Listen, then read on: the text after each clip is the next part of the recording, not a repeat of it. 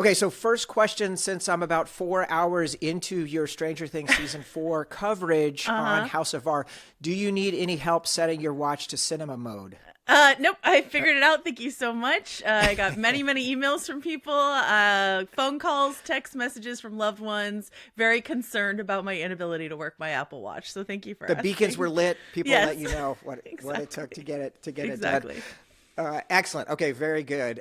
Well, so having listened, Stranger Things season 5 part 1 was released, and you guys did that as a part 1 and part 2 with 6 or 7 hours of total coverage. But so, as one of the sickos who was looking forward to getting your coverage, I watched them on Saturday on a plane. I watched the first episode, and then the next night I watched another one, and then I watched the next 2 on Monday morning.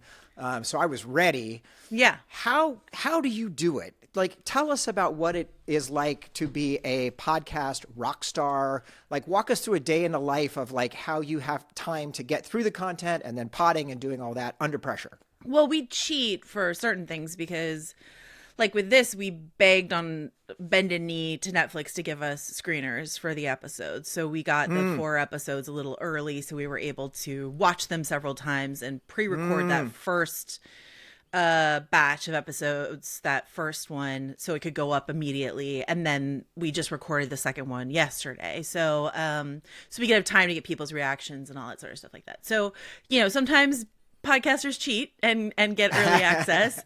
But yeah, I mean, we watch and rewatch and rewatch, and we take notes, and it's kind of stunning how much time I spend watching things just because of how many different things that I will cover in a given week. Do you watch on your computer? Do you watch on the TV? Like, how do you do it? Do you have different ones where you're like the first watch is on a TV, or how do you do that? That's a great question. It honestly, it's like all screens, desktop, laptop, phone sometimes, just like if I'm, I'm At like, the okay, gym? yeah, definitely iPad at the gym. I get weird looks at the gym, honestly, when I have like what I'm watching on my iPad. Do you ever, I don't know, it's like watching something on a plane. Like if I'm watching something on the iPad and I know something racy is coming, I'm like, skip ahead so no one sees me watching weird stuff on the treadmill. So yeah. No, I had to take I was sitting next to Sam, who's almost 8 years old, and so I had to take a magazine and put it next to the iPad so he couldn't see Stranger Things, season 5. Right. But I was watching in its entirety. So. Oh yeah. So however I can get it is how I watch stuff. And I take my notes in the Notes app. Usually that's just the fastest way for me to note take. And then do you type it or handwritten? I like type it in my phone. I usually take notes on my phone in the Notes app, and then I put it, in a Google Doc, and then sort of make it look nice. So yeah. I switched to using iPad with handwritten notes, and then you can copy and copy as text. It's not perfect, but I like the idea of writing handwritten notes as opposed to typing on my phone. But so that's been an interesting change in my process. I made like an indulgent Black Friday purchase of a very fancy journal, and I always buy journals with the thought of maybe I will become a taking notes by hand journal person. So we'll see if this one inspires me to finally become that person. But I did that for the first couple of years, and I would use the typing from my notes, like retyping, to kind of organize my thoughts further. Yeah. But then I decided that was just a little bit too much time. So being able to digitally write it and then do it, that was kind of like splitting the baby. Smart. Very smart. That worked pretty well. Well, so tell me, I just want to get your hot takes on 2 things really quick while we're here, because like to me they're the hotness. But the first one is, well, let's do Stranger Things. Okay. Just since we're here, so very non to minor spoilery. Where the first part through the first 4 episodes, I loved your Sarah and Vinny shout out. Thank you, Alice 97.3. Yeah, exactly, that got me. But what's your take so far on how things are unfolding? We talked about this a little bit in our second part that we did. I was struggling a little bit in the middle of these episodes. Basically something that Mallory and I, my co-host, and I both felt was, the word I used was relentless. There was just so much action. I think, this is a trap that final seasons can fall into of, Thrones definitely did this, where they just want to make everything big and action heavy and have a huge set piece in every episode to make everyone feel like this is massive and epic in scale. But the things that everyone loves about Stranger Things, the things that has made us come back for, at 8+ years of storytelling are the characters and their interactions. And so I felt a bit like some of those character bonding moments were being overshadowed by a massive Home Alone booby trap sequence or something like that didn't really feel as necessary. But then the end of episode 4, without any spoilers, was so cool that it kind of like pushed all of those criticisms out of my brain to a certain degree and got me really excited for the next batch of episodes. So including like that nice combat long shot, which was almost like a callback to True Detective season 1, episode 4, that had the incredible shootout long shot sequence. The film inspo that they on the list of films that they cited as inspiration, one of them was Children of Men. So I think also they were thinking of that Children of Men winner as well. But like, for sure, it's that was an impressive use of action that was tied to like a big character moment. Do you know? So it just like all felt the best of what Stranger Things can do. So that made me excited for what's to come. Really, really cool. We had, just quick aside, we had on recently the first trans congresswoman in Representative Sarah McBride, and she asked to do, for her movie, she picked The Birdcage, which I had never seen. Nice. Great movie, but I put it on. It was, the director of photography was Chivo from Children of Men. And it has these crazy long shots and one takes that he did. So it's amazing to watch the movie and realize he's doing crazy shit. Yeah, that golden light, I can see it. That golden sort of like, they're in Florida, right? Yeah, Miami. Yeah. Totally. Very, very, very cool. I loved those moments, especially Robin and Will. I think probably some of my favorite of everything. And you guys called out Holly and Mike, just a really, really amazing all-time moment there. Yeah. But I love what they were doing at the very end of that. I thought that was quite cool. I'm going to hold my judgment for what was, the door that was opened at the end, because we'll I see have how it's questions executed. Questions about where that's going to go. That felt a little bit like a womp womp to me, but okay. can't wait to see. Cannot wait.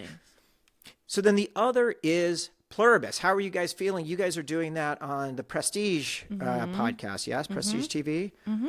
And how are we feeling 5 eps in? I love this show. I really, really love this show. I can understand some people have criticism that they feel like it's rolling too slow, or they're having trouble relating to the character of Carol. And if you're having trouble relating to her, then that's the whole show. So what are you going to do? But I was talking to my co-host Rob Mahoney about this yesterday, where I was saying, I think the thing about Pluribus is it's a pleasure for me to watch just because I really like what Vince Gilligan does visually and with his patience with storytelling and all that sort of stuff like that. But it's even more a pleasure to talk about. So I don't think I would be enjoying the show as much if I weren't covering it week to week as we are on the Prestige feed, and I wasn't able to get all the emails that we get from listeners and talk to Rob about it and listen to their official podcast about it. And just, it's the kind of, there are certain shows like this where if I was just watching it by myself, I was just like binging it home alone, I would be like, okay, this is cool. There's some cool visuals. I'm a little impatient about this or whatever. But when it becomes a book club, a discussion piece, all of a sudden my appreciation really deepens. So that's sort of where I am with that show. How about you? Are you enjoying it? I mean, for me, episode 1 was amazing. I had no idea. Like, I didn't do anything. I watched one 7-second teaser, right? The very, very first teaser. So I had no idea what to expect, even what the concept of the show was. And so I was so blown away by the first episode. And then I thought the second episode was like transcendent. I just couldn't believe it. The revelation of Carol's reactions and the reactions to the reactions and the impacts of things and how other people were dealing with it, I thought was so amazing and so cool. I like the idea that it's not at least my take was, it's not a mystery box show. It's more about the experience. So I think the last couple episodes being a little bit more the mystery and trying to solve that, I think is slightly less compelling to me as the idea of like, what if you had no one to talk to? at all. Yeah. No new podcasts, no new TV, like no input of other humans with you. That kind of like, what does that do to a person? That part is super interesting to me. And so I still love the show, but I understand the frustration that folks have. And I think philosophically, it's so interesting to hear from our listeners about, what does being an individual net you? Can you create art inside of a hive mind? Is art possible if everyone shares a consciousness and there's no individual experience? And it's also been fascinating to hear from our listeners, many of whom are like, I understand why Carol's fighting, and many of whom are like, well, why just submit to the hive mind? I was like, what are you talking about? It's the end of humanity. I was just like, Gilligan says that he is not doing a massive AI metaphor, that's not really what was on his mind, but it's impossible not to think about that. And so it shouldn't surprise me that some of our listeners are saying, like, what's the big deal? Because a lot of people are saying that about AI. What's the big deal? Let's just sort of give over. And I'm just like, right. To me, this is a horror movie, but to other people, they're like, feels like a frictionless existence. It's so easy and smooth and nice and calm, and why wouldn't I do this? And I was like, fight, man. So it's kicking up a lot of things for me, for sure. A dear friend of mine said many years ago that the thing the Matrix got wrong is that the robots won't put us into the pods. Like, we'll climb in willingly into the pods. Goop me up, plug me in. Yeah. There you go. Well, we are thrilled to have you back. Of course, you are legendary podcaster and co-host of the House of R podcast and author of MCU, The Reign of Marvel Studios. Joanna Robinson, welcome. Thank you. Was all that preamble before anyone knew who I was? So I was just yammering without any intro. Hello. That's right. That's how we do it. We're coming cold. I watched last night. So my 7-year-old, we watched about a month and a half ago. We did Iron Man. We started the journey. And after a lot of deliberation, he decided that he was cool with skipping Hulk. And so we watched Iron Man 2 last night, which was a lot of fun. I didn't like seeing Elon on there. And there is some kind of weirdness. It's definitely not as strong. But when as soon as the credits rolled, he's like, Dad, there's going to be a post-credit scene. I was like, I know. And then we get to Thor's hammer, and he flipped out. It was incredible. So, yeah.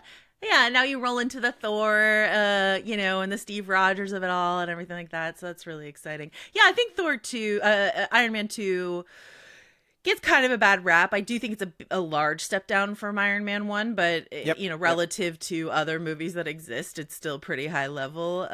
Mickey Rourke is, really on one in that movie. So, I when he talks about his Bert, with his like insane Russian accent, it's kind of enjoyable in a campy way. So hell yeah, it looked good. Just with Whiplash, I always thought was a cool character. So cool to see him do that. So you are here tonight, and actually you are occupying seat 1. Normally Jason is in seat 1. I'm seat 0 as the producer, but he is out on assignment, and so quick pause, and just to say, Jason last year, shared on the podcast that he had a cancer diagnosis and beat that cancer diagnosis. And I want to give a shout out that you beat cancer this year. And not only that, you took the opportunity to communicate about how it's harder for women to be able to get the medical care that they need, and that they need to advocate for themselves, and they need other allies to help them. And so I just wanted to shout that out and say thank you for doing that message. And we're thrilled to see you recovered and back in the gym and doing your thing. Thank you. That's so nice. That's really nice. It's like, I think you're the first person to say the phrase beat cancer to me, because it's now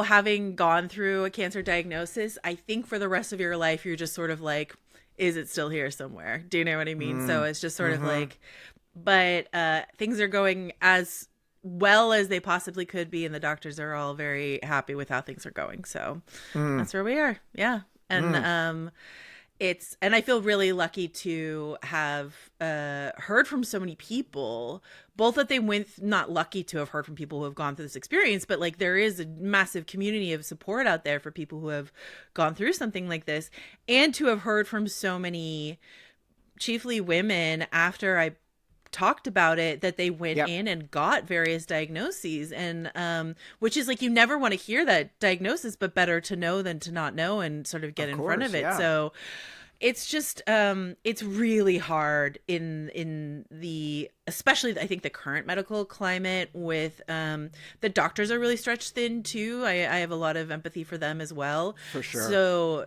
to be heard inside of that space is really difficult, I think. So yeah, well, it's a great reminder that there's lots of people thinking of you and other people, and sending love. So, and shout out to Jason, and we'll welcome him back next week.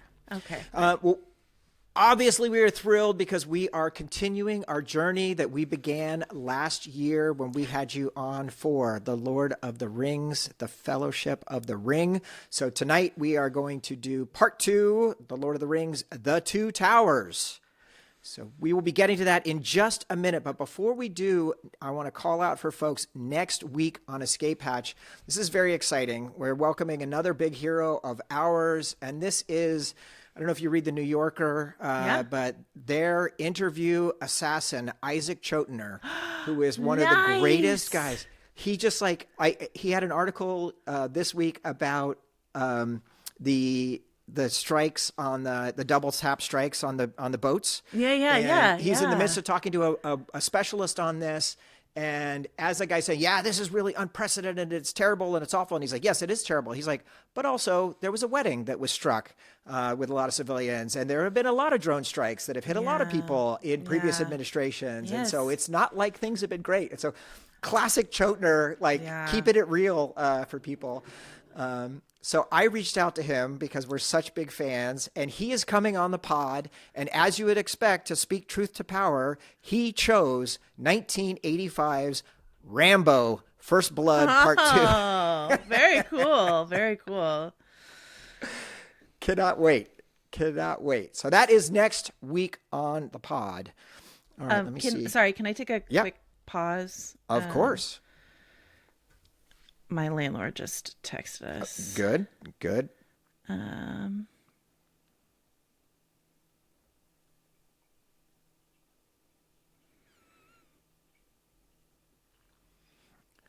boop, boop, boop, boop, boop, boop, boop, boop, boop, boop, boop, boop, boop, boop,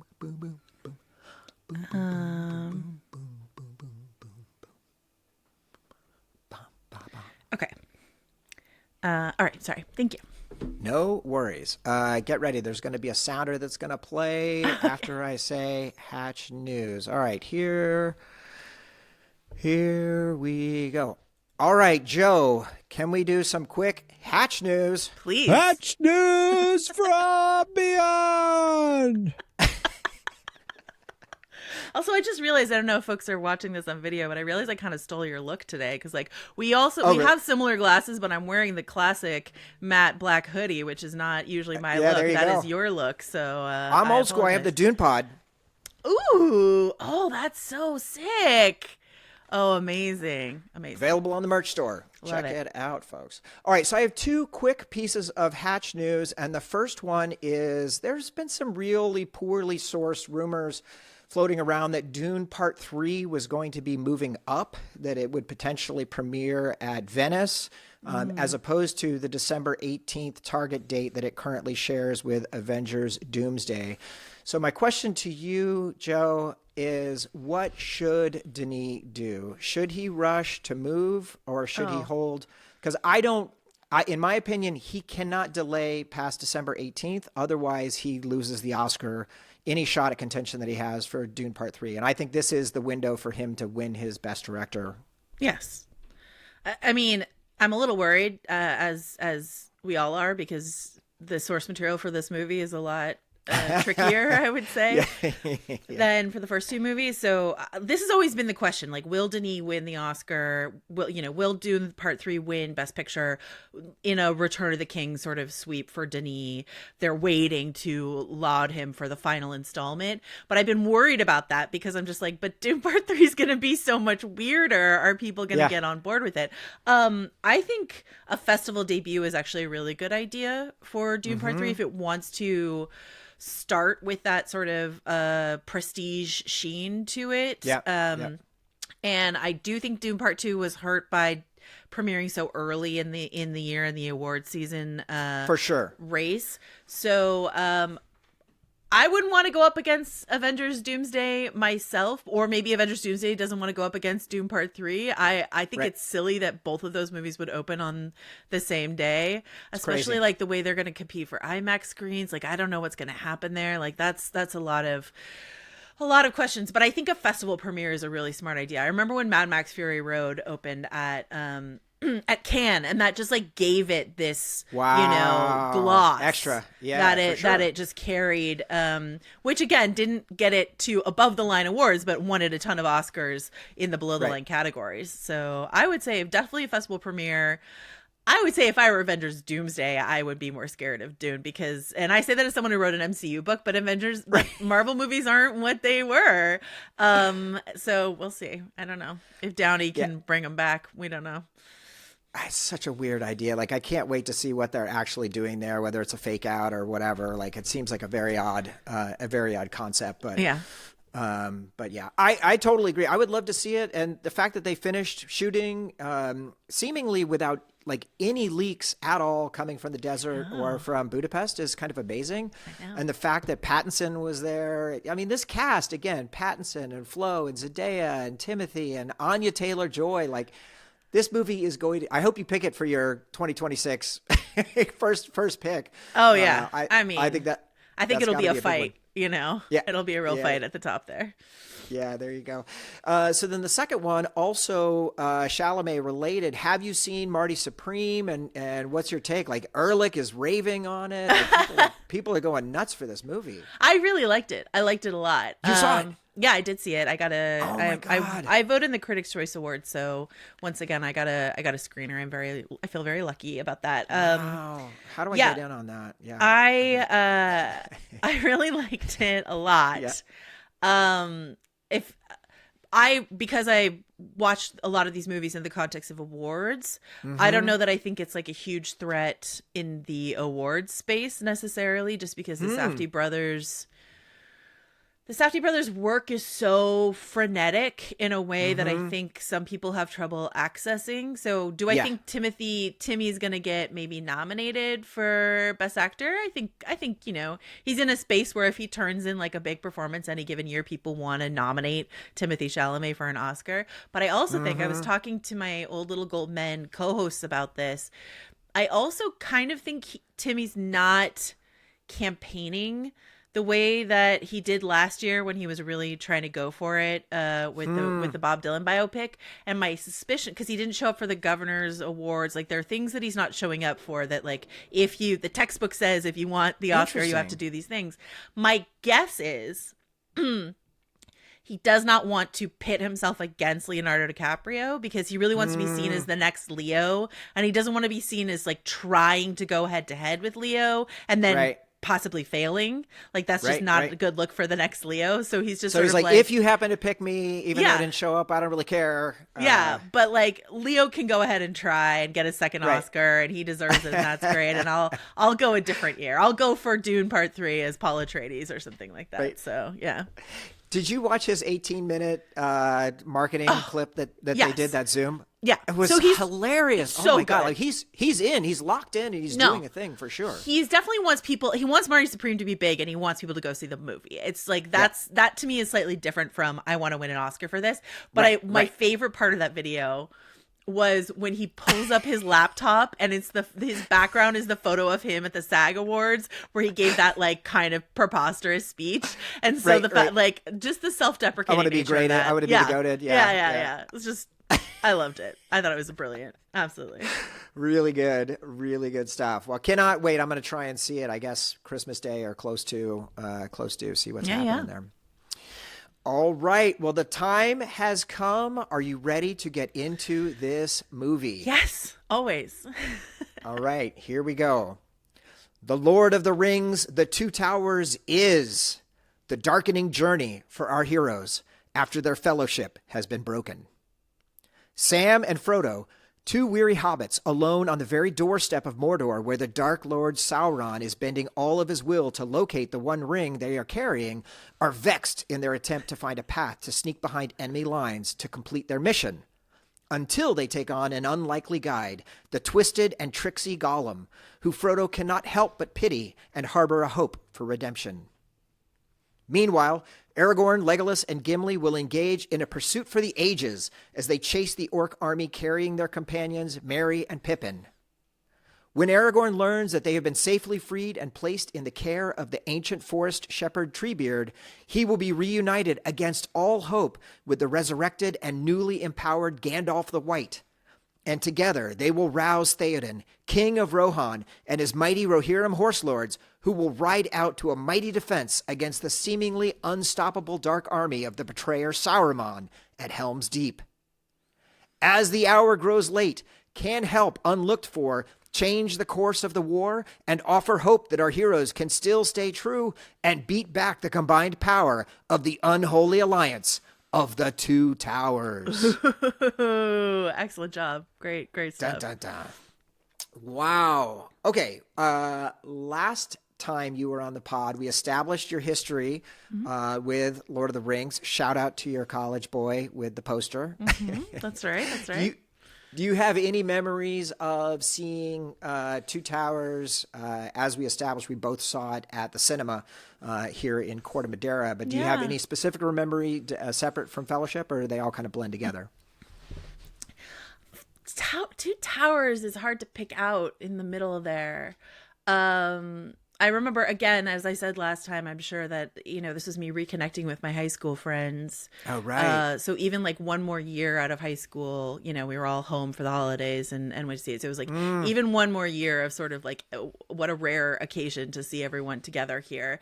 I do remember, I'll get ahead of maybe next year's podcast and say, Return of the King, I remember it was raining when we were standing in line outside the Corte Madera Theater. So when we got inside, over the course of the 3+ hours of runtime of that, like everyone was just like sort of gently steaming inside of there because we were all like soaking wet. So, but yeah, Two Towers, I have trouble sort of pulling out of the mix there. Yeah. I just remember being so excited for it, so hype after I had finally read the 3 books in like 98. And then when the first one came out, being so stoked, and then being ready for the second one to be amazing. And then just even, we'll get to it in a few minutes, but just the opening, just like I was instantly locked in beyond belief, and it was just so good. The other follow-up that I had from last time, you ordered while we were on the air, Anything You Can Imagine, Peter Jackson and the Making of Middle-earth. Did you get a chance to read that book? I have read some of it, but I will not profess to have any like great revelations from it. But is our hope? I don't want to overpromise and underdeliver, but given the Fellowship anniversary that is happening next year, Mallory and I are hoping to do like a very deep dive into, both the text and the movie, maybe over the course of next year. Again, I don't want to overpromise and underdeliver, but that's something we're thinking about. So definitely that text. I'm excited to have it, and to use it as a great resource. So yeah. Oh my God. Yes. Amazing. Okay. Yeah. I think that is a very, very good idea. I am going to see, we saw Two Towers with the symphony back in May, and have tickets to go see Return of the King next May. Oh, that's exciting. So that is very exciting. All right. So quickly, just on behind the scenes, I will tell people, if you haven't already listened, we did a best of episode republishing your last appearance with us. Jason and I had a new intro that was really fun. It covered the meetup, which we just did, where we did the live recording for The Running Man. Yeah. R.I.P. Bad movie. Yeah. But But in that great episode, we did a very extensive behind the scenes and kind of like how the way that it made to be the movie. So people should check that out if they have not already listened to that. I will say, just as a reminder, all 3 movies were filmed simultaneously, intercut back and forth, so they could do it as effectively as possible with all the locations. I couldn't find any specific details about the reshoots, but I do remember they did reshoots each year to get ready for them. And, it certainly worked for what they were doing. I know. I think there's a great story about because Vigo adopted the horse who plays Brago, his horse in the movie. Do you not know this? No, what? Yeah, that he first of all, he slept in the stables with the horse so that they could bond. Of course he did. So that when in the scene inside of this movie where Brago brings him back Makes to out with life, him? essentially, they had bonded. But Vigo loves horses, and he loved that horse so Yes. much that he sort of adopted him and then brought him back with him for reshoots. You know what I mean? He's like, oh yeah, Brago and I can't remember the horse's real name, but he's like, we'll come on back for reshoots. So Oh my God, that's amazing. Yeah. That is amazing. Do you remember that in front of Return of the King, Hidalgo, right? That's the name of the movie that Vigo made. Mm-hmm. Yeah, that played as a trailer in front of Return of the King, and that was my first indication that Vigo's a real horse guy. He loves a horse. Yeah. So, Very real. Yeah. The most authentic. And we'll get more into Vigo in just a second because what a performance here. yeah. But Wikipedia lists, it wasn't broken out separately, but Wikipedia listed the budget here for $94 million, which is fine. But worldwide, this movie did $938 million. And that's 2002 dollars we're talking about. So huge, massive hit. Box office in December of 2002. Die Another Day. Harry Potter and the Chamber of Secrets. Star Trek Nemesis. Woof. Talk about a stinker. Yeah. Gangs of New York, The Ring, Solaris, Star Wars Episode 2, Yeah. Attack of the Clones, Yeah. and Punch Drunk Love. Can you believe that we were living in a time of Chamber of Secrets, Attack of the Clones, and Two Towers, all in the same month? Is that not? And Crazy. absolutely nuts. Did you do which prequel did you and Van cover as part of your debate? Was it Attack of the Clones or was it Return of the Revenge Sith. He loves Okay. Return of the Sith. Yeah. I agree. For the record, I agreed with your take on both that and Last Jedi. Listen, So. the Last Jedi lovers have to stick together. So Yes. All right, Joe, where do you want to start with the Two Towers? I guess I'll say it's really, this is something I discovered just yesterday in doing some research for this podcast that I didn't know. And you let me know if this is apocryphal, but I believe initially when Peter was talking to New Line about doing these movies that they were going to do Fellowship and then just Return of the King and not really do Two Towers. Is that Right. Okay. Yeah. So what's Just kind of merge them and kind of push stuff together, whatever. And having just seen I can't remember if I had seen it when we talked last year. I think I had, but having seen the stage musical that they did of Lord of the Rings, they essentially right. did that where it's all of Fellowship and then Act 2 is just kind of just Return of the King jammed together there at the end. And so I was like, oh, I know what that would have looked like. It would have been bad. But the musical has a lot going for it, but the plotting out of the story is not it. But so because of that, you've got Boromir's death is brought into Fellowship out of Two Towers, and then the Shelob attack is brought out of Two Towers into Return of the King. So we're taking two major set pieces out of Two Towers, and you've got Helm's Deep, which is the mother of all set pieces, of course, to play with. Right. But what you're left with then is a lot of walking and talking inside of this movie, which is a really fascinating. And then you have to. Was that Clerks 2 or Clerks 3 or whatever? Just I'm walking, Randall.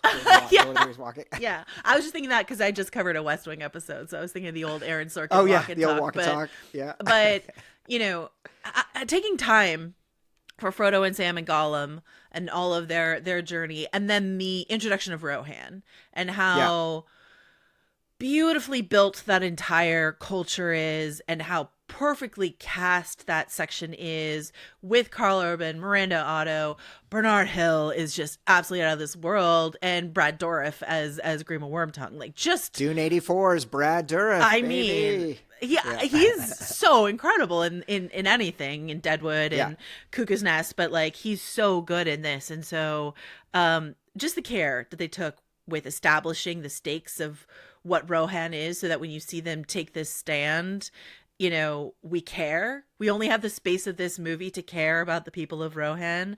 It really has to work, right? Like, yeah. It's a whole new area, whole new kingdom. But separating that from Gondor and having people be able to keep up to date with what's happening and how and why that's important. So good. And I mean, we could take them one at a time, but like Eowyn's journey, just to start with her, like I remember when I was reading the books, because I had only ever gotten through as a kid, I'd only made it kind of to the Oliphants. So I had never finished Return of the King until like 98 or whatever.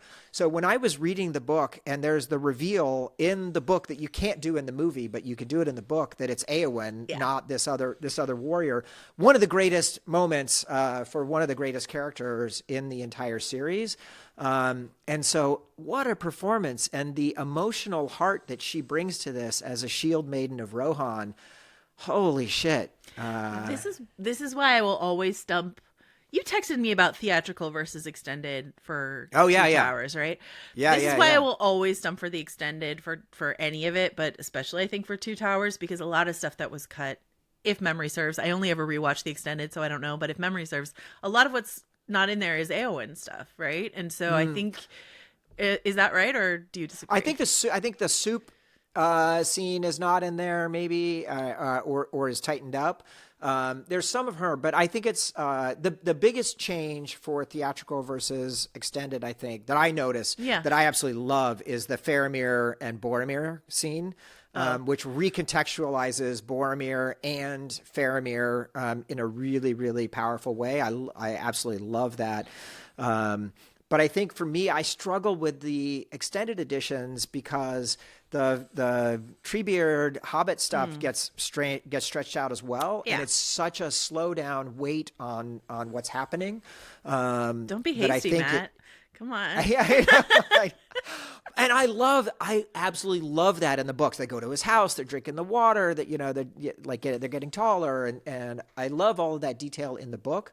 But for whatever reason, every time they cut to them, I'm like, okay, let's just keep I think the end stuff is a little dreary, but I think that what I find really interesting is to think about the way in which Jackson took some of the elements that he didn't have room for in Fellowship, which is Tom Bombadil and the Barrow-wights, and you know, basically Old Man Willow gives a lot of the Old Man Willow, Tom Bombadil stuff into the Ent storyline, and then the Barrow-wight stuff into the Dead Marshes sequence. You know what I mean? So he's preserving some of those really crucial elements that he cut out of Fellowship and porting them into this story. So I like that as like I love Tom Bombadil, so I like that as sort of like a representation of Tom Bombadil. But I won't disagree. I mean, you're writing entirely on Dom Monaghan and Billy Boyd's charisma and chemistry inside of those end scenes, and sometimes it's not enough. I don't disagree, you know. I think in general, so I think Peter is a genius in this movie, these three movies. The constraint that he shows, not including Tom Bombadil, obviously now he would, right? It would be, and the movies would be even longer or whatever. But the idea of using these constraints, but then also being aware that he was going to have to work hard to increase the stakes to keep people emotionally invested. Yeah. So like, to me, that's, let's talk just about some of those here. Cause I think that this one is one of the first ones I think that didn't work for me as well as some of the others. This notion of having Treebeard's delayed decision. In the book, they have the Ent mood. It takes a while, but then they're like, all right, let's go to Isengard. And so it always feels like an extra unnecessary, you know, hesitation to go through all the letdown and then having them come back and trick him to go figure it out. And then he's mad or whatever. Like you would think they would have been able to feel the destruction of Isengard more naturally, as opposed to having to walk within 10 feet of it. I think it's interesting because that is true across the story, right? Because Theoden is not as reluctant to fight as the movie Theoden is. Aragorn, right. of course, is not a reluctant leader. He's like, yeah, I'm the king that was promised. Like, yeah, I am, like from the beginning in the book. So this is an element he put in across the story of this reluctance to fight, and as you say, increasing the tension, but also representing a true fact about the world wars that Tolkien would rather we not say directly inspired his work, but definitely directly inspired his work, and how there were, whether it be America or Switzerland or whoever it is, people who are just sort of like, it's not personally affecting me, so why should I have to fight? And then it's just sort of like, well, it's gonna come for you eventually, Rohan, and all this sort of stuff. So I like that element, but it definitely is an adaptive choice that Jackson makes. I think so. I think so too, and I think most of them work really effectively. Especially, I think the love triangle being boosted up with Arwen and Éowyn, and I was shocked to find it's in there. Like Éowyn does have kind of a connection for Aragorn, but I think it's really effective how you get her, the combination of her longing to be part of the solution, but then also seeing this amazing guy who's there. I mean, it's Vico. We've all seen him open those doors. Like it's very important. No, I think the moment that I love that really combines those two together is when you have Éowyn walk out of the hall, standing in front of the hall. The wind picks up the flag and blows it, and it lands at the score goes. Yeah, at Aragorn's feet. And so this idea of like escape, but also like national pride and all these other things are sort of land at his feet, and he becomes this sort of opportunity for to be taken seriously as a shield maiden, or to leave this horrible situation that she has found herself in with Grima taking control of the kingdom and all of that. And it just like visually comes together. And you have, before there were drones, right? You've got the helicopter shot of the massive building that they built to represent the hall there. It's just stunning. And that score, the Rohan theme, is my favorite of the composition. Well, it's like Concerning Hobbits tied with the Rohan theme, but that's just incredible stuff. All timer. Like you Howard Shore, you just did Fellowship and created some of the biggest themes in history. Yeah. And then you're going to step in and be like, oh yeah, don't worry, I got this. Oh, and by the way, I have Gondor sitting in my back pocket for next year. So did I torment you last time with my the story of how my friend and I made up words to some of these Howard Shore themes? I don't think so. Okay. It's not lengthy. I will just say, for the Rohan theme, and I don't remember how this happened, but we started singing, you are in the land of Rohan, all the people look like horses. But like, that just like comes up in my head whenever I hear the Rohan theme. But we've got like some other ones too, like the Mordor theme and like the traveling theme and stuff like that. But that's the Rohan one is the one that really sticks. That's amazing. Oh my God. Oh, that is hilarious. Oh man. One of the best scenes, them coming to the Hall of Meduseld and coming in, Gandalf keeping his staff, and then going in, and these scrubs thinking they're going to like take on Aragorn, and Gandalf just like absolutely getting worked. Right. But the revelation of Gandalf in his power as Gandalf the White, and the transformation, your hand would know its strength if it were holding its sword.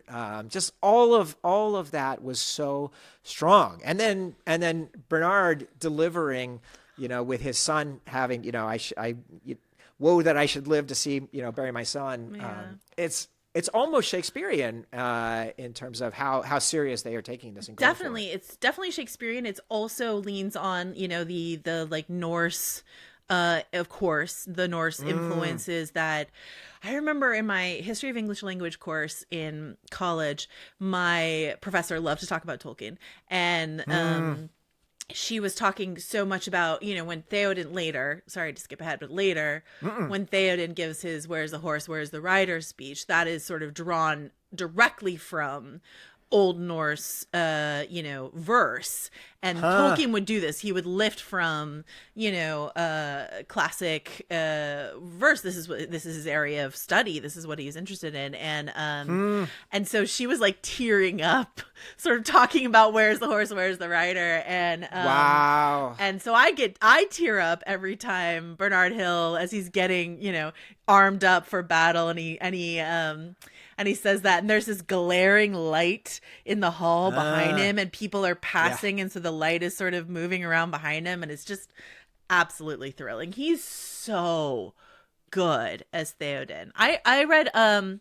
I don't know if this stuff is true or not, but I read that he was like one of the final contenders to play Gandalf, and oh wow, I'm like, no, this is Theoden King. Of course it is, so yeah. Yeah.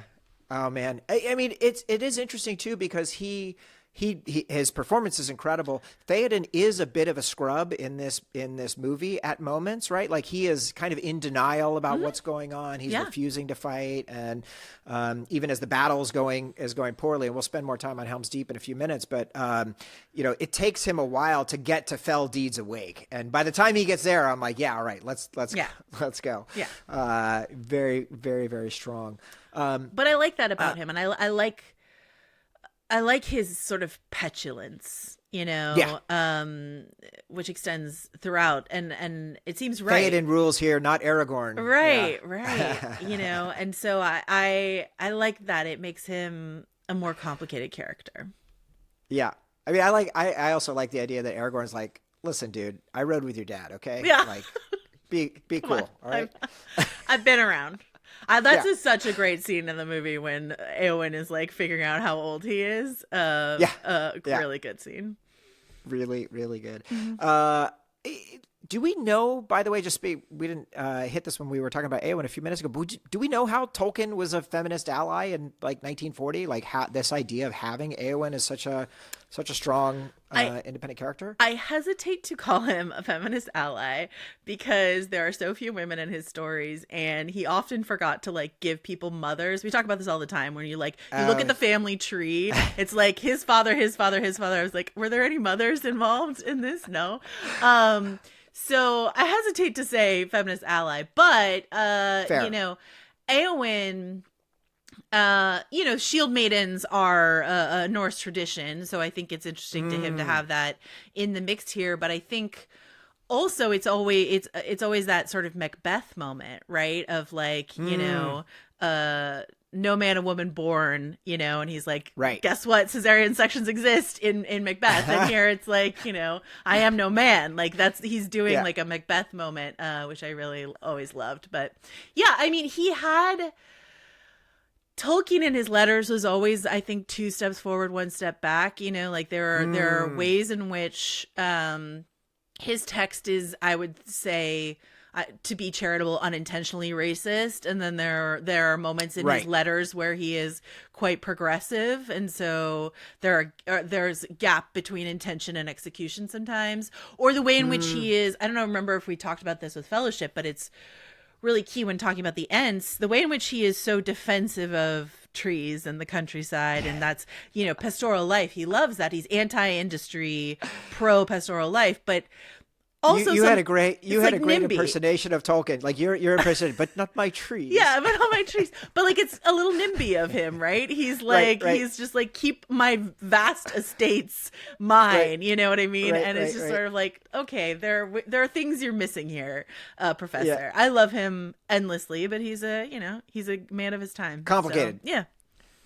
Complicated. Fair enough. Well, so let's just to keep going with this triangle here, Aragorn and Viggo. We've already kind of started, but this notion of him being so resolute in what he is doing, and he's not sort of forcing himself out there, but the idea that he is fully committed, he is on board, and he's ready to do whatever it takes. And I thought the the tension between him and Legolas, I thought was another one that was kind of like a little bit overly forced to try and take us on this emotional journey. It's, if you will, the Steve and Dustin, conflict of season 5. Yeah. We know we'll get there in the end, and it'll be amazing when we do. But for me, the scene that works the best is him and the kid with the rusty blade.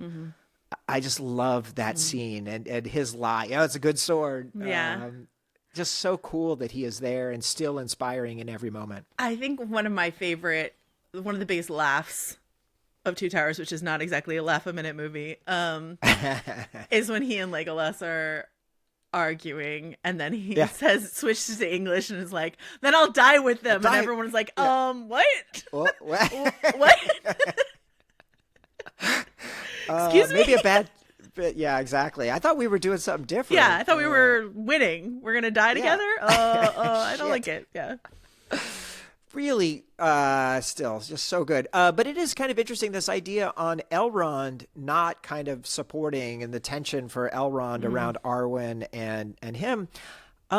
For a half elven guy, both of his parents were from human elven couples. Yeah. You would think Elrond would understand a little more. In the book, he does, but I just thought that was kind of funny how they did that here. Men are weak.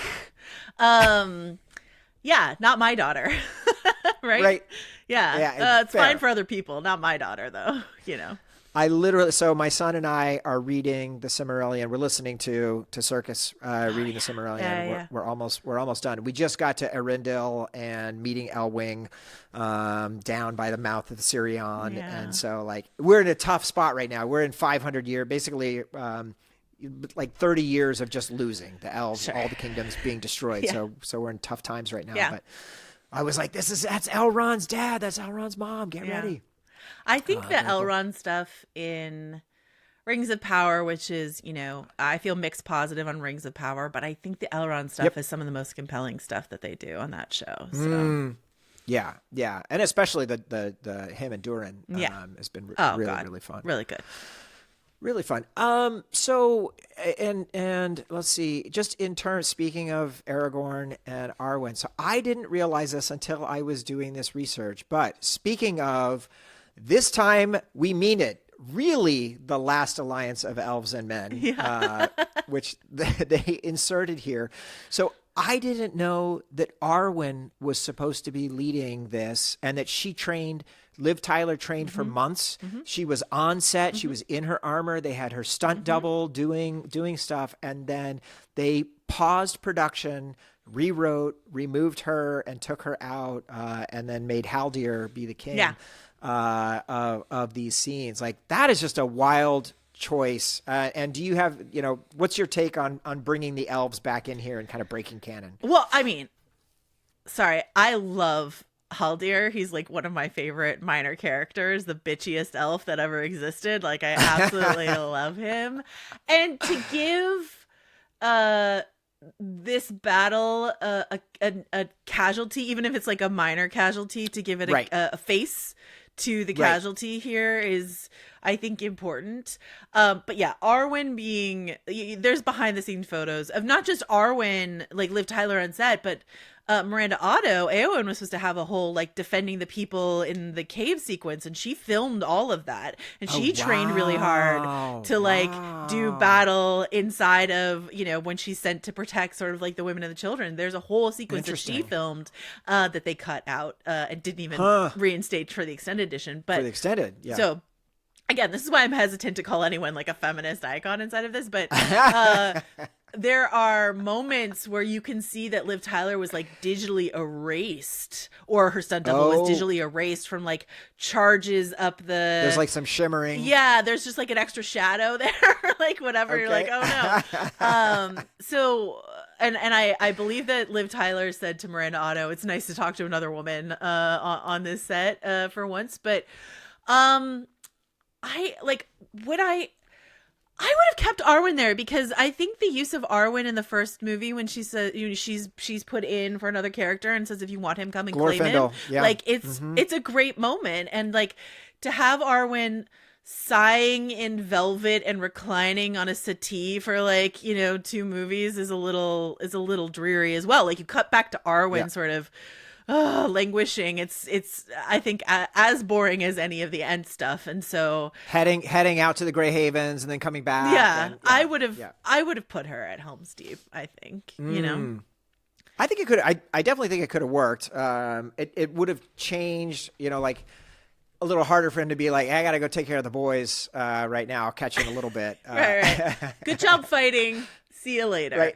Hold it down. I think, but that moment when the elves show up and the score changes, and exactly, really good. And to watch them in contrast to the men, their regimented movements, and so really, other than Legolas surfing his shield down the stairs, like that real delineation between these are just men doing their best against the monsters at the gate, the orcs at the gate, the Uruk-hai are here, and the elves are here, but only some of them are here to help you. And so a little bit, we are just men doing our best, It's tough sledding out there. Yeah.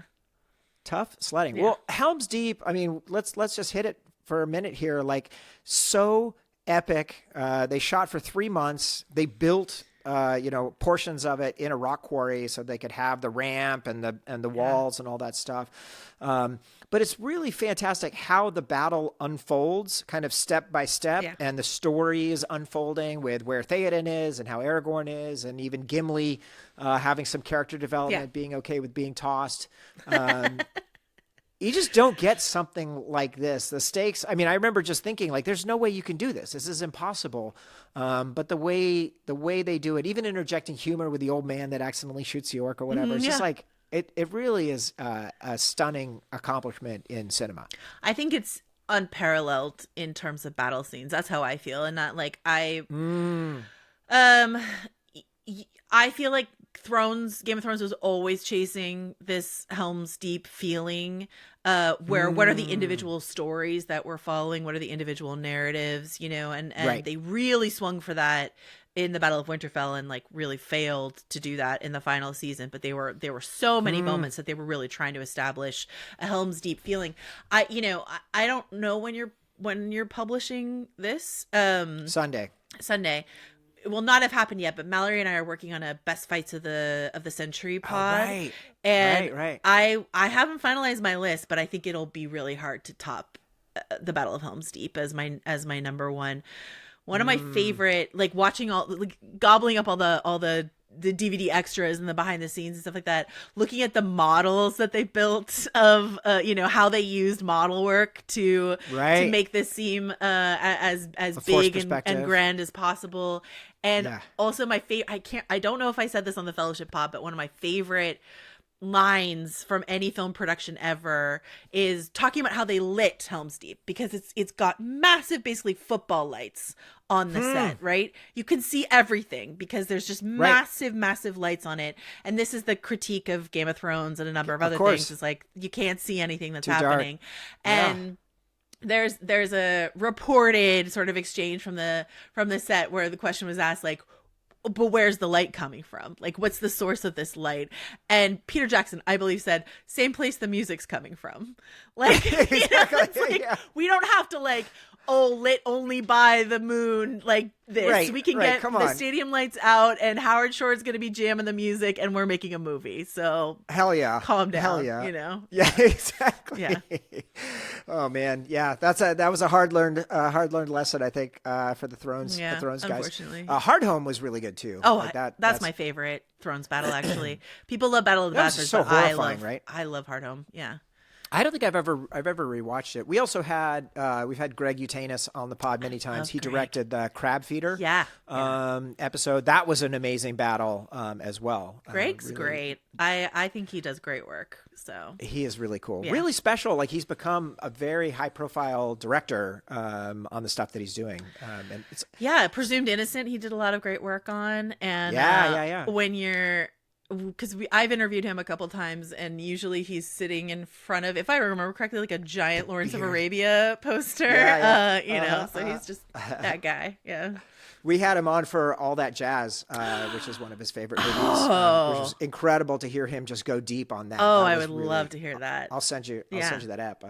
And we have him coming in 2 weeks. He and Jonathan Tropper, who they did Lucky together, and Friends and Neighbors. And I'm dying to ask Tropper about writing Star Wars Starfighter without any spoilers, but just the idea of what it means to write a Star Wars movie. Oh my God. Incredible. Yeah.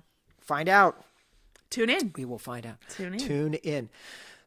Let's shift gears for a second before we go to the boys to bring us home. Let's just talk about Gandalf the White. And I referred to it earlier.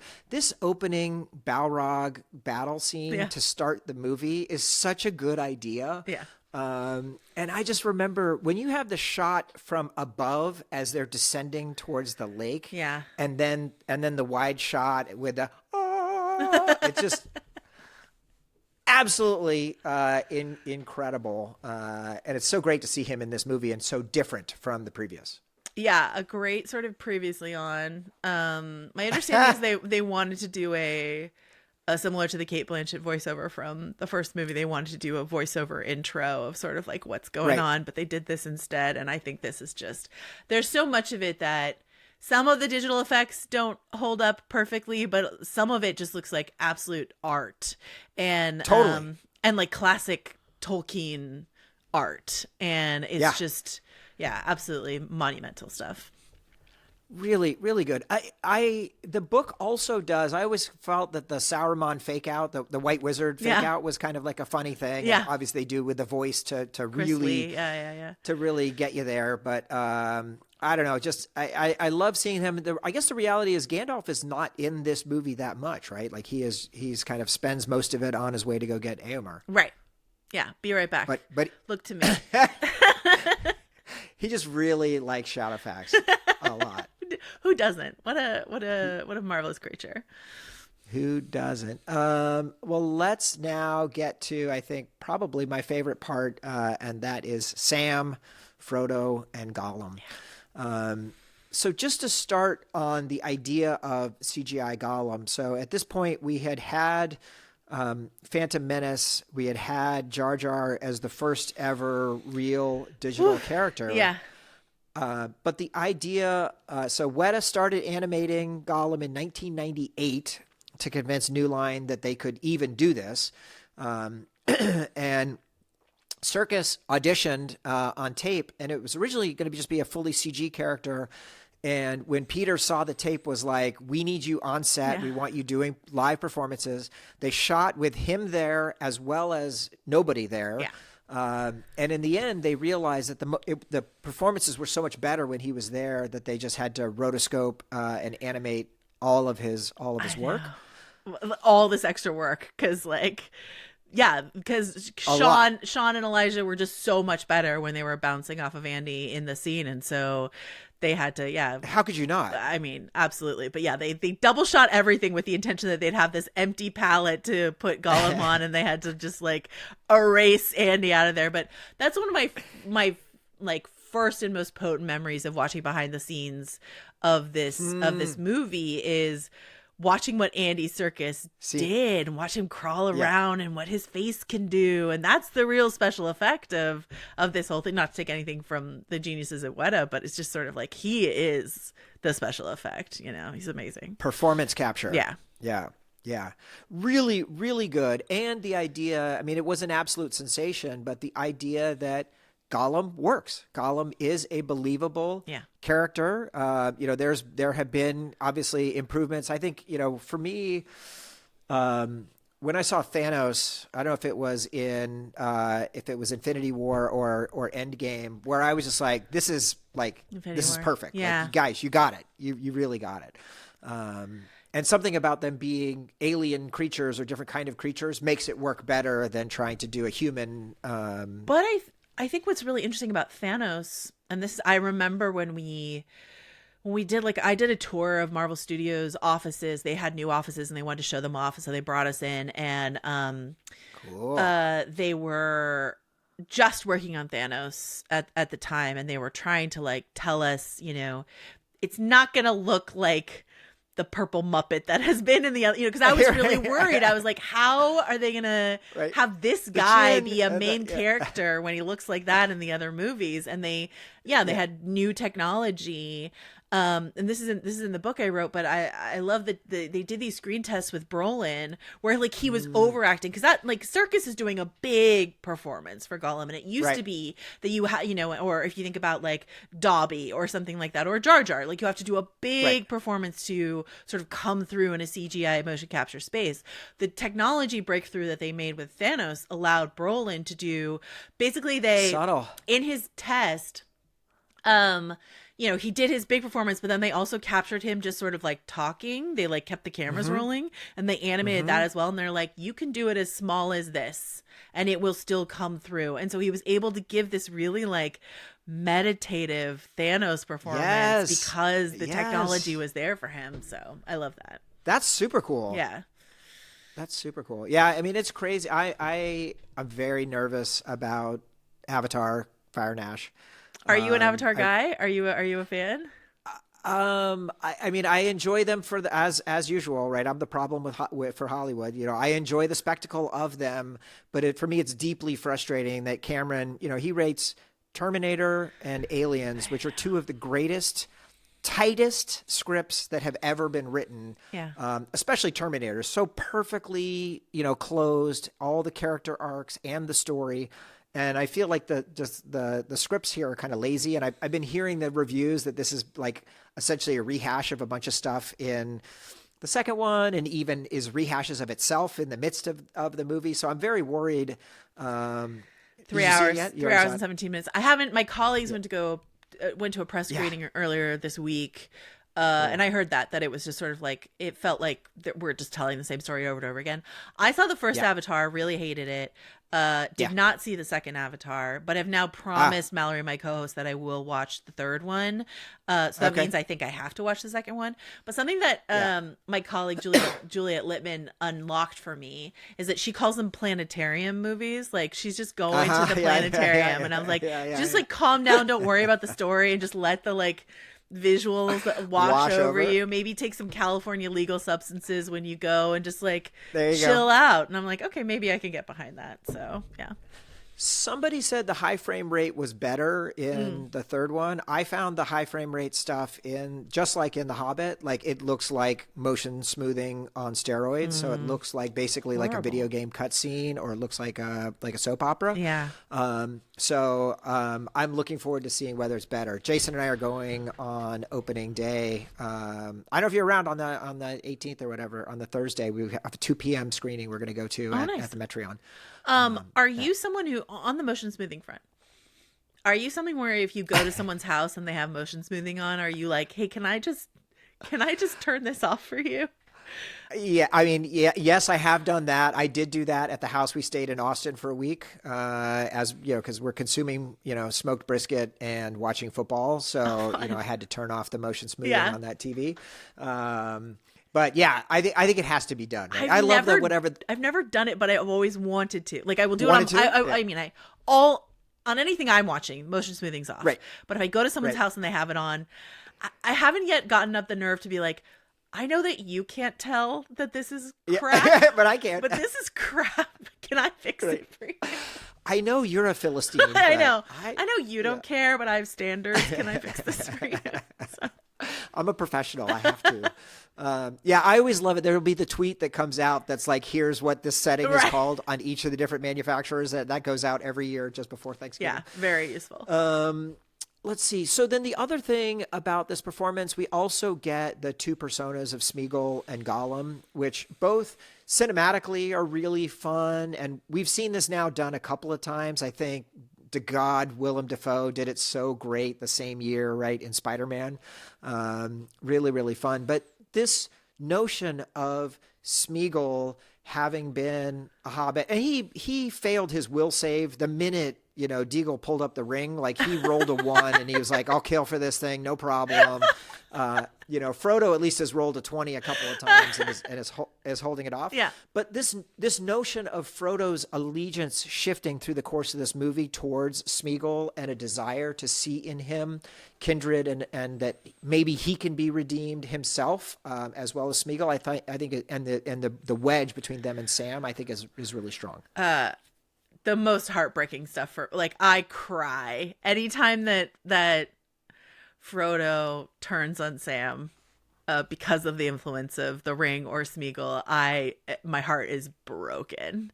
Sean Astin is so important. I know I talked about this in Fellowship, but Sean Astin is just so important to why these movies work. And his performance at the end of Two Towers. When Sam cries, we cry. When Sam cries, we cry. But his recitation at the end of Two Towers is maybe my favorite moment in all of Lord of the Rings, in all of the movies. So, So they didn't actually use the "Don't the Great Tales Never End," but they did. I mean, this entire monologue is incredible, and they have so many times to give up and turn around.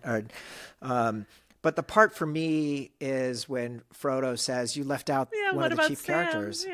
Yeah, Frodo wouldn't have gotten far without him. And oh my God, come on.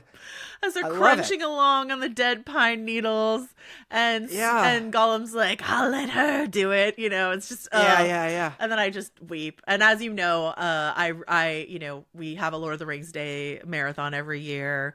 We're really excited for the. I mean, every year we're excited, but that ending of Two Towers just gets me so amped for Return of the King, which is my least favorite of the three. It goes Fellowship number 1, Two Towers number 2, Return of the King number 3. But that ending of Two Towers is so potent, building up to Return of the King, that I just get so excited. So, and it's interesting. I'll save it. I'll save it for next year because we're gonna get into it, because to me this is the perfect part where the wedge has grown, but it hasn't gone to the point of where it goes in Return. And so we're really getting the pain and the anguish, but. The performances by Sean and by Elijah are just incredible. And to remember, I saw a trailer. I forget why we talked about it, but for The Faculty, and it was like, this is what Elijah Wood had done. I mean, he'd done a couple kid movies or whatever, but Huck Finn, North. Yeah, right.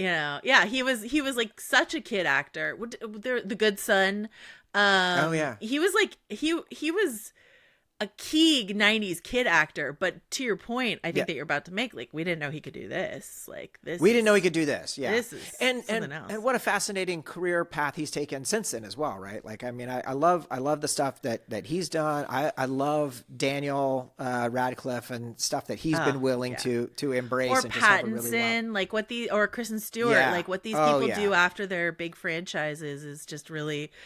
I feel like this is what every actor could do if they had more money than God and knew they were an icon forever. They're like, I'm just going to do weird arty stuff now, and that's just going to be me. So, yeah. Those two, Pattinson and Stewart in particular, have gone on to not only massive critical acclaim, but also financial success and other stuff beyond in the second phase. It's quite impressive. I guess I can't give, Pattinson was Batman, so it's not like he's eschewing franchise entirely, but he's making a lot of weird choices too. And I really, and especially I think for Pattinson and Stewart, because they came out of Twilight with everyone being like, are these two of the worst actors of all time? And they really proved no, it wasn't us. It was the source material, actually. Right. So, yeah. She doesn't do the face acting, that she did in Twilight. I think they were that I think she is thankfully left behind. I think they were just trying to make it through some really bad writing. Yeah. So, yeah. Yeah, exactly. Let's see. Honorable mentions. I just had. There's the weird moment. There's 3 exposition dumps in a row, where it's the maps of Rohan and stuff, where Faramir and his guys are pointing out the different locations, but it goes on for 3 minutes. And I just was wondering, was Peter really worried that people were unmoored and trying to figure out, we're going to Osgiliath, these other guys are going there. Yeah. I thought that part was a little funny. Anything that you want to make sure that we hit? I will say, of the things that are added, there's a lot of stuff that's added to Helm's Deep that I'm down with, as we mentioned, the elves and stuff like that. Of all the things that good old Pete Jackson added that I would take away, I would say the warg attack is the number one thing that I would cut out, because the digital effects look really bad. And, the like fake out death for Aragorn is like, I mean, it gives us the return and walking through the doors, which is like one of the most iconic shots that's ever existed. But and him being sort of like woken by his horse, all of that stuff really works for me. But like all of everything that leads up to that, I think is really shoddy. So that would be my one sort of let's cut this out moment. We could tighten this up a little bit. Yeah. I think that's right. And I guess it's a notion of he must have felt so much pressure staring at that trilogy. And there's so much, and he just keeps thinking, like, how do I make sure everybody's invested, right? Yeah. And so trying to strike that balance of let me keep elevating the stakes and keep creating these tension moments that then lead to the relief that kind of make the roller coaster work. But yeah, I totally agree. I could see how that could be tightened up. Would you ever want? Sorry, really quickly. Oh. Go. Would you ever want the fine folks at Weta and Peter Jackson to take another pass on the digital effects in these movies to just maybe like sharpen Gollum up a little bit, or anything that some of the Legolas digital double stuff, just make that better? Or do we learn too much from George Lucas tinkering with Star Wars that we're like, no, don't touch it, don't worry about it? How do you feel about it? I think it's probably better not to mess with it. I mean, we're really, really lucky that this movie came out in 2002 and not in 99. I would they say. Didn't try to do this in 97 or something like that. Yeah, I agree. There is that moment. Even I love Reloaded. I love Matrix Reloaded. I think to me it's on par with the original. But you can see how some of the digital effects don't hold up, and so it's just tough. It's tough as you're making that transition. But I think it's good enough in what they've done here that it's best not to play with it. The idea, like if you could push a button and have an amazing high res version come out, obviously that'd be appealing. But it's just too tough to do. The only thing I would say, like I would fix the warg stuff. I think just one. This is just like tempting fate. One pass on Gollum. The performance is so good, and the digital effect is like really good, but like it could be just a little better, and it would be just absolute masterpiece. It is a masterpiece. Are you watching the 4Ks? Are you watching? Yeah. Do you watch it on 4K? Do you stream it? Or do you watch the physical? So when we do our marathons, we've the viewing party has grown enough at this point that we put it on two different TV. We like sync it up, and it's playing downstairs outside and upstairs inside. So there's we put out like a little fire pit out there, and like people can sit outside and watch. And so on one of them it's streaming, and on the other it's physical disc, because I don't have. Maybe I should get a second set of discs this year. I think you're cool. I mean, you can do taste testing. I think you go physical digital, and you can taste test and see what it looks like. Yeah. But, oh man, that's really funny. Yeah, I have friends who really don't like the 4K. They think the 4K looks terrible, and I think the 4K looks great. So I've been very happy, and I've watched both physical and digital. I just got a 4K of Master and Commander, and I'm very excited to watch that in 4K. That's my plan for Friday night. We're gonna watch Master and Commander in 4K. So I had never seen Master and Commander. And then we had Greg Yatanis on to do Master and Commander, and it was the week after he got married, and that was when he told us that he said on his wedding day he woke up and he wanted to see something beautiful, so he put on All That Jazz, and that was when I was like, okay, All That Jazz, let's go.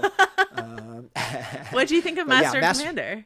Loved it. It's so good. I mean, to have something that's like, another kind of classic, especially a Gen X dad thing that's like held up as being so good, and then you finally get to watch it and you're like, yep, it was as good as I thought. Yeah. I'm trying to get another one I've never seen. I want to get, still talking to Van about getting on here. Would love to do Training Day. Yeah. You've never seen? Okay, great. Yeah. Never seen it. Would like to check that out. Can we do some quick Silmarillion talk? Sure. What's the deal with the Valar? Like, they can't be fucked to come help out for like 4,000 years. What's the deal with any god? Yeah. When do the gods decide to interfere, and when do they not? That's the question for the ages, Yeah, fair enough. I just felt like these guys, they kind of like they could have helped out a little bit. Also, I was quite impressed in this read through of just like how badass these elves are. Fingolfin, High King of the Noldor, goes mano a mano against Morgoth. Yeah. This is an elf against a god. Yeah. And stands for a minute. Feanor creates the Silmarils, commits the first elf-on-elf murder, and takes on a host of Balrogs single-handedly. I love that about Feanor because it then, and again, Rings of Power has its flaws, but all of the Celebrimbor stuff in season 2 really worked for me. So much.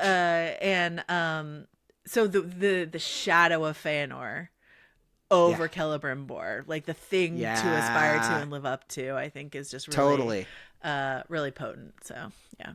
Totally. Yeah. Feanor created the written language, and, the guy was definitely a baller. But man, that curse did not work out. Huron, Lord of Dor-Lomin, who led Turgon's rear guard and stood alone on a mountain and killed 70 trolls until he was pinned under their bodies. Or his son, Turin Turambar, the Black Sword, who killed Glaurung, the father of dragons. This notion of this incredible kingdom and these elves who used to be so much more full of fury and engagement. Like, it is fascinating to read this in the context of where they end up in Lord of the Rings. Right. They're how fed up they become with mankind, and their disillusionment. I will say men are weak, and and the way in which they themselves feel diluted versions of their original sort of most potent selves. Yeah, totally. Last one I'll mention, Finrod Felagund, King of Nargothrond, fought Sauron in a magic song duel and was killed wrestling a werewolf in the dungeons of Angband. That's a way to go out. Finrod. Yeah. And the fact that there's like in Silmarillion, there's like werewolves and vampires and like stuff like that totally doesn't really exist in Lord of the Rings. So yeah, it's a great read. Very cool. So I went back and I looked. Let me just pull it up really quick here. Doopy-doopy-doop. I went back and I looked at our episode on Fellowship because I want to ask the question, who would Tilda Swinton play? You said last time, Jason and I both said Celeborn. You said Galadriel, Celeborn, or Legolas. So for the Two Towers, who would Tilda Swinton play? Saruman. Ooh, my God. Wow. Yeah. Wow. Let's bring her out of the elf realm into the, into the Maya. And Saruman. I love this. You can see her. I mean, I love what they do in the movie. The fact that he's white, but he's become so dark, so gray and black. The corruption is like all over the place. And watching the Uruk-hai like come out of the slimy mud sacks and all of that is just like really good stuff. So yeah. Totally. I am going to go not far from there. I'm going to put her as Grima. Ooh. Would love to see her. She'd be great. With that long black hair. Yeah. Luck. Ill luck, is it? Ill wind, ill luck, something like that. Yeah. There we go. Amazing. We did it. Joe, can we do some quick letters? Yeah, please. Okay. You're going to be surprised when you hear what our letter segment has become. It has become quite a feature on this show. Okay. Here is the first one. We have sounders. All of our voicemailers have sounders. So here is our first voicemail. Baby, this is Lizen. All right, Lizen, here we go. Hi, friends. This is Lizen. I love the Two Towers. And fun fact, this is Mrs. Lizen's favorite of the entire trilogy. And we all love Joanna, so let's fucking go. Okay. So the heart wants what it wants, and what my heart wants is Arwen in her cute little maroon war gown at Helm's Deep. Now look, I don't want to debate it if it should have been in the film or should not have been in the film. I just want to see the footage of Liv Tyler at Helm's Deep. I want to see it. I want to know the script. I want to see the acting. I want to see a better view of her costume. I just want to see it. And fine, I get it, why Xena Arwen, as she was called back in the day, and how that it was removed from the film. I get it. Even though there are hilarious remnants that remain within the film, if you know, you know. I don't want to debate it. Listen, this is a core wound for me for decades. I just want to see the footage. And as a lore drop, it was Arwen's famous ancestor Luthien who went up against Morgoth and, with the help of an excellent hound, literally defeated Sauron. It kind of sounds like the plot that you would see in a Xena episode, and I mean that affectionately. But Xena Arwen, let's fucking go. XOXO. Listen. Woohoo! I love Lizen. If it's the Lizen I know from like various Slacks and social media accounts, tremendous individual. Here's what I'll say about Xena Arwen. If Carl Urban's here at Helm's Deep, right. Carl Urban, famed multiple character Xena star, why not Xena Arwen? So yeah, let's do it. Let's go. Let's do it. Oh my God! Yes, that is a good call. I wonder if that footage has got to be somewhere or snippets of script. Have they published? As Lizen said, there are you could see some behind the scenes like footage of her there, so we know like what her costume looked like and stuff like that. But release the full Arwen cut. I think the people deserve that. Absolutely. Do it. All right, amazing. Thank you, Lizen. Here is our next voicemail. This is your brother, Animal Mother. All right, Animal Mother. Where would you be without me? Got him! Got him! I saved us. It was me. We survived because of me. Not anymore. What did you say? Master looks after us now. We don't need you. What? Leave now and never come back. No. Leave now and never come back. Hello, animal friends and animal lovers. The professor's literary feats are full of complex, heroic, and sad characters. In this excellent film, there is one unsung hero braving unspeakable horrors while fixed on a higher purpose. That, my precious, is Gollum's gross little loincloth. That rag held on through 600 years of damp and filth as an old tweaker's thong, hiding his slinker and his stinker from the eyes of the virtuous. In marketing speak, much like buxom American Eagle Sydney Sweeney, Smeagol the Ringbearer has great genes. Give it to us raw and wriggling. Couldn't Sam stitch a rabbit's fur into a pair of chubbies for their grimy little tour guide? Thank you all. See you at the Forbidden Pool. And keep the taters, you filthy hobbitses. That's so good. Oh, juicy, sweet. Very good. Oh my God. Really funny. Wriggling. Nice job. Holy moly. When we did our live show a couple weeks ago, everybody flew out and our voicemailers all performed live on stage, surprising us with all of their voicemails. It was crazy. Oh my God, that's so sweet. Very cool. All right. Here comes our next voicemail. Mr. Java. All right, buckle up for this one. Top of the hour here at LOTR Radio. It's a beautiful 58 degrees outside today, so let's hear a little Frida Payne. Since summer's gone, all that's left is a band of gold. Finds the dwarves, elves, and men, you know. This band of gold, it dominates all it breathes, and you won't take it from me. Frodo says there's no shelter from this heavy load.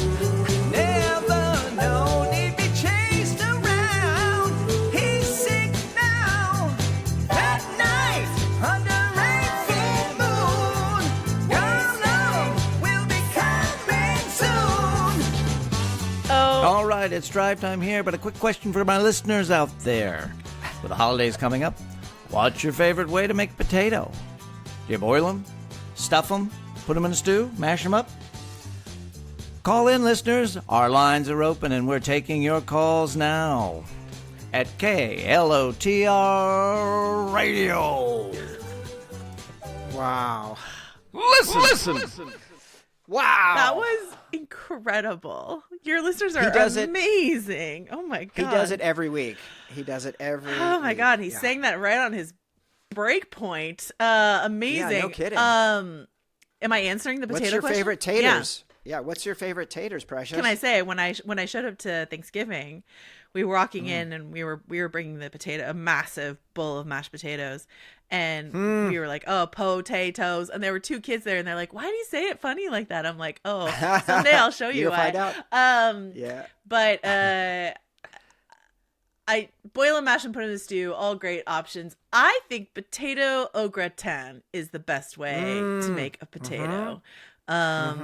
With some a lot of thyme in it, and really herby version. I think that's the best way. How about you? What's your What kind of cheese? What kind of cheese do you put on like there? a Is that Gruyere?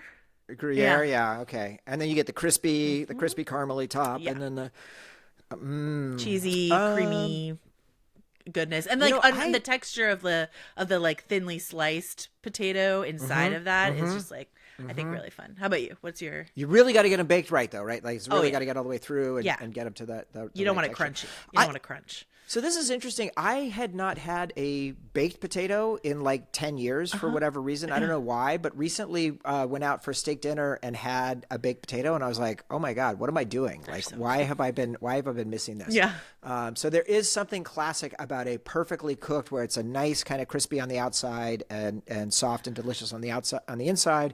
And then all the sides. What's your order? What are you putting in your baked potato? I mean butter first, and then the sour cream, and get some even whatever bacon bites you can have Sure. to make it work. Yeah. But I'm pretty simple. I'm a pretty straightforward guy on A that. chive? Do we like a chive? I'll put a chive on there. No, I'm a little less chive forward, but that's a good call. I will add one more thing, which is my mom used to make growing up. Take little red potatoes, boil them, and then combine them with butter and a lot of dill. And serve them hot. So dill and potatoes in a potato salad you think of, but this is a more Germanic sort of hot, buttery, dilly little red potatoes. Really good. Nice. I do love a good smashed, smashed golden. Oh yeah. Fried in the pan. Twice fried. Yeah. Really nice and crispy. All right. Thank you so much, Java. Here is our next voicemail. The Truth Sayer. All right. Hey, Alberia here for the Two Towers Truth Sayer. Helm's Deep was supposed to hold, right? A fortress carved into the mountains, shielded by stone and time. It did hold, but just barely. History, though, is filled with walls that were supposedly impregnable, only to be breached by a cunning foe. Today's Truth Sayer, we're going to look at 3 imposing fortresses from across history. 2 of these never existed. One passed like rain on the mountains, like wind in the meadow, gone down like the sun in the west, behind the hills, into shadow. Time for the Truth Sayer. Number 1. The Iron Pagoda of Jinshu, built in 14th century southern China by the short-lived Qiang dynasty. This fortress centered on an iron-plated pagoda and triple-thick walls. In 1356, a Mongol general tunneled beneath the southern wall and detonated saltpeter, collapsing the third ring of defenses and opening a path inside. Or is it number 2, the Gate of Thorns? Hidden in the Central African rainforest, this 6th century citadel was built by the Mbwila Confederacy with walls of ironwood and spikebrush. In 564 CE, enemy forces sent in elephants soaked in water to smash the outer barricade. As defenders fought the fires, scouts climbed the ravine and opened the gate. The fortress fell by dawn. Or is it number 3, Crac de Chevalier, a crusader stronghold in modern-day Syria, famed for its concentric walls and massive towers? It repelled many sieges, including one by Saladin in 1188, but in 1271 the Mamluk Sultan Baybars breached an outer tower with catapults. The inner keep held, but the defenders surrendered. Let this be the hour when we draw our minds together, latent wits awake, now for verity, now for insight and the red truth. Death. Yeah, that's a tough rallying cry, by the way. Death. Just like death. Yeah, death is like, yeah. Yay! Yay! Let's go. Is that what Aragorn was talking about a little while ago? Because I'm not I think it's number 3. Yeah, number 2 I know to be fictional. That's really? That is a fictional thing. 3 sounds right to me, but I was a little compelled by 1. I don't know, but living inside an iron pagoda seems like a problem. Like that seems like it would not be very cool in the summertime. You're right. Let's go with 3. Teamwork. All right, here we go. All right, which of those doomed strongholds was real? It was number 3, Crac de Chevalier, very real, and its breach in 1271 wasn't just a tactical victory. It was a symbol. Even the strongest walls mean nothing when the world finds the cracks. Here ends the Truthsayer. Amazing. Thank you so much, Birya. We have 2 left. Here is Kev. Hey, gang. It's Kev here. Big week this week, thinking of Peter Jackson's J.R.R. Tolkien's The Lord of the Rings, The Two Towers, at this very specific, precarious juncture in my life. Makes me think of perhaps my favorite character in the trilogy, that sweet, sweet Grimo Wormtongue. Kind of the closest we get to Darth Sidious vibes in the trilogy, and easily my favorite. I love his goofy ass. Portrayed with high camp perfection by Chucky himself, the legend, Brad Dourif. This guy is full of bad advice. So with that in mind, Kev's question, what's the worst advice you've ever received, or at least remarkably bad advice? All of mine that I'm thinking of are actually really deeply personal, but I have to say that right now, follow your dreams was actually not an awesome idea, but that's a whole other story. Listen, Joanna, you are the best, a goat among us. And hey, listen, anytime you want to come on Austin Danger Podcast, the only randomly curated Austin Powers podcast on the internet, let H know, let me know, and we'll hang with you. Much, much love to you both. And H, I'll talk to you next week. Once again, it's Kev's questions. Groovy, baby. Listen. The thing that comes to mind that is not too personal to share for a podcast would be I won't say when, but I was renegotiating my contract, my salary somewhere, and I was nervous to do it for myself because I don't know, I just get nervous about that sort of stuff. So I was like, I'll ask I'll find a lawyer to sort of help me negotiate on my behalf or something like that, and I'll pay them, and that'll be worth it to me, so I don't have to do it. I'm an adult now. Yeah, I can do it. Kind of. Yeah.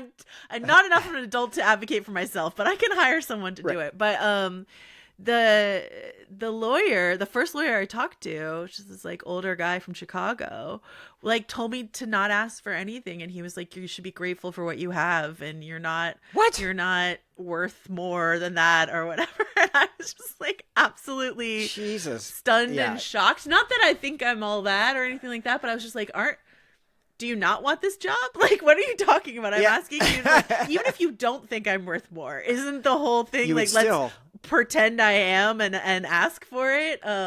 Anyway, not hiring him was a good move I made, but him saying that, I was just what? Thanks so much. Ridiculous. Bye. Thanks. But a lot, there's a version of me in my Did you make it? Did you get the? I did. Get the raise? I got a raise, but there was a version of me in my 20s who would have been you're absolutely right. I don't deserve. I should be. Thank you so much for giving me any single solitary penny. And do I probably,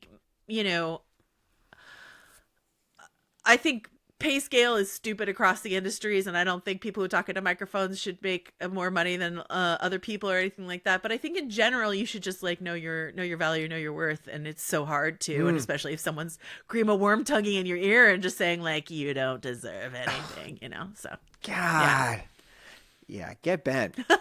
Get bent. How about you? For me, I will say, the toughest thing for me was when I got a job in '94. I was working at Whole Earth Access in San Rafael, and I got a job. I got hired to be an IT person at Lucasfilm, and I had not listed that I was working at Whole Earth because they bought Sorry, not Lucasfilm, at LucasArts, the video game company. Yeah. But people from LucasArts and people from Lucasfilm would sometimes come in and and shop there. Yeah. And my boss did not like me, and I did not want her to blow it up. So I did not Sure. list that I was currently working Right. there. I was also doing consulting work. And I did not resign when I got the job offer. I gave them 2 weeks notice. And when I was working, the hiring manager came in and saw me working there. I was like, "Oh, what are you doing here?" And I was like, "Oh, well, I didn't list it, blah, blah." And then the whole thing fell apart. So the lesson in that instance would have been to just quit your job. You know, when you get your dream job, Yeah. just quit your job, and like, it's okay that you don't get the full notice. Although my life, you start pulling the tapestries, as Picard found out, the threads come apart. So I wonder, because I definitely went into whole earth access. Like, I wonder if our paths crossed like in the 90s in Oh, Red yeah, I'm County, sure. you know what I mean? Somewhere. Yeah. I am sure. All right, here is our final voicemail.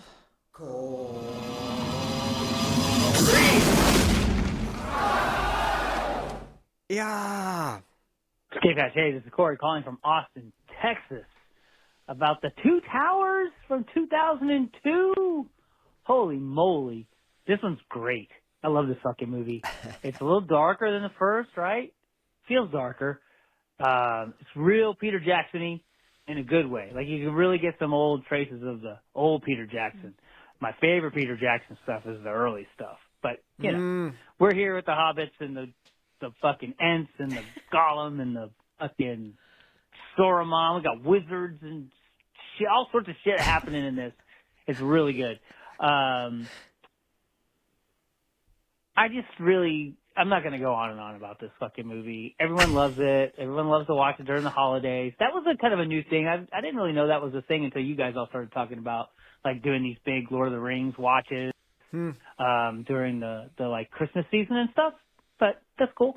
Yeah, it's a lot of movie. I couldn't imagine sitting through all of these at once. That would be too much for this guy. But I do like to watch them every once in a while and revisit. Anyway, let's leave it at that. Who would Tilda Swinton play? How about a little Worm Tongue? I don't remember who I said she should play in the first movie, in the Lord of the Rings first one, The Fellowship. But I'm going to go Worm Tongue on this one. It's good. It's a good answer. I was leaning towards Gollum, but, Good call. Whatever. Maybe I said that. I don't even know. Anyway, all right. I can't wait to hear you guys really tear this one apart and get into all the good stuff about it, all the minutia. I love you guys. Thanks so much for that meetup. We had a blast. Sorry I was a little out of sorts during the meetup myself, but I was having a good time. He got cut off there at the end. He was very high when he jumped on stage to do his voicemail with us, which was just right for California. Absolutely. California legal, baby. Yeah. Here's what I'll say about a Lord of the Rings marathon, and I think it's really crucial. You want to, if you have the luxury of the space, it's nice to like have places for people to sort of like get up and move around and like, because you're not just going to like sit for all of those hours of a movie. I mean, Is it you can. 14 hours? Like, how long does it take I think you it's total? 11 something, I believe, if I remember correctly. I think that's right. 11 something. It's like $3.45 per. Yeah, that sounds right. I Yeah, think it's- $3.45 per movie. Yeah. So, I usually try to start at 9 a.m. and then, we're done by. You said last time, like, a lot of people don't show up until Fellowship's almost over, and they're like, "Oh wait, That's true. Oh, yeah. That's my favorite one. How dare you? Yeah. Get here early, man. We have breakfast ready for you. But yeah, 11sies, but like, give people space to move around. That's what, like, the 2 viewing areas is really like clutch last year, just because people like, they don't, I mean, genuinely, actually, I could probably sit there and watch all 3 movies together because I watch things for a living, so I'm quite used to it. But if people are not used to that, they need breaks. So absolutely. Yeah, we're doing so for Sam. We've had a couple of his friends that have read the books or had their parents read it to them come over, and so we've done a couple Sundays, and we're going to do one I think next weekend or the weekend after to do Return of the King now, and finish that off. So it's been really, the kids have done great, and it's only 3 hours for the theatrical edition, so it's not even that long. And we did kind of little pauses Build up to the extended edition. Exactly. But I like I like the idea of doing theatrical maybe a couple of times. And I like the idea of going for a theatrical marathon, which would be, 9 hours. Like that would be a Very good reasonable starting amount of time to spend. point. Exactly. Well, we did it, Joe. We did it, Joe. Amazing insight. What do you have to plug? Do you have an update on the book front? Not really. We're working on it. Okay. Yeah, I just work at the Ringer. When does the show come out? Is it I think it's 26. Is it next year or is it 2 late years? 26 or either 27. It's moving around. Okay. So, we're trying to move Okay. our release date to sort of match it. We'll see. Sure.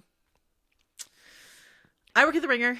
I do a podcast called the Prestige TV Podcast where we cover Pluribus, and we just did our website did the 100 greatest episodes of the century list, and so we did a couple Hall of Fame episodes about like West Wing and Lost and stuff like that. So that's that feed, and then What'd you do for West Wing?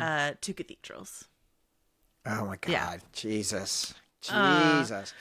I also want to shout out your co-host Rob Mahoney on Prestige was with you all with Mallory while you were out, and then with the three of For you for Alien, Alien Earth yeah. this summer, and it was so much fun. He is really He's great. He's really great. Yeah. Yeah, I'd love to get him on the phone. I love Rob. Just I'll let him know. Terrific. And then House of R with Mallory Rubin, the love of my life, my soul sister, Mallory Rubin, just covering The best. everything we can think of. We're really excited. Night of the Seven Kingdoms. A new trailer is dropping this week, and so we'll be back in Westeros in January, and Interview with the Vampire season 3 next year. Very excited. So there's just like a lot of stuff coming that I'm very excited about. So Lestat, right? Yeah. Lestat.